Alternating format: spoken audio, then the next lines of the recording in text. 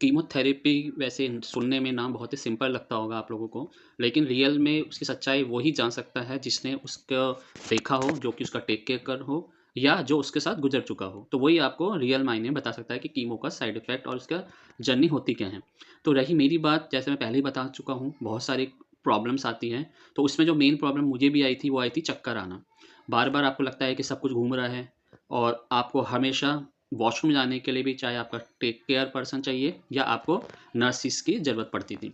उसके साथ-साथ आपको जैसे बताया कि खाने की तो भूख बिल्कुल नहीं लगती, लेकिन फिर भी आपके डॉक्टर बोलते थे कि आप खाना स्किप नहीं कर सकते वरना और साइड इफ़ेक्ट होंगे और आपको तोड़ देगा ये और आप अपनी जंग हार जाएँगे। तो वही मुझे बोला गया, तो मैंने वो जंग नहीं हारी, चाहे मैं एक साथ रोटी खाता था एक साइड में और दूसरे साइड में उल्टी करता था। तो एक बंदा जो टेक केयर या नर्सिस होते थे, वो एक साथ एक हैंड में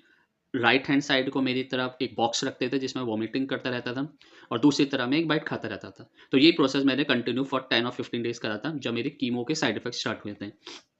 उसके साथ-साथ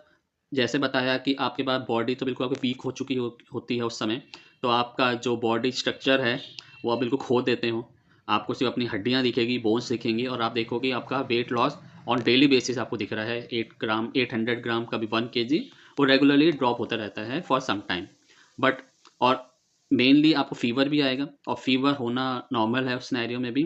बट प्रॉब्लम इज़ दैट उस समय वो आपको मेडिसिन नहीं दे सकते हैं। तो उस समय वो क्या करते हैं, सिनेरियो में आपको एक आइस का बाथ देते हैं इर्रिस्पेक्टिव ऑफ वेदर। अब मेरे टाइम में तो अगस्त जुलाई का वेदर था, तो वेदर थोड़ा ठीक था उस समय, तो लेकिन फिर भी वो आइस का बाथ देते थे और ऊपर से एसी भी चलता रहता था और मेरी जो बॉडी होती थी, वो भी बेचारी अंदर से बोलती थी अब तो छोड़ दो मुझे, अब तो रहने दो, लेकिन बट उस समय मैंने हार नहीं मानी, मैंने बोला टेम्परेरी है, सब कुछ सही होगा और एट द लास्ट वो सब कुछ सही हो गया।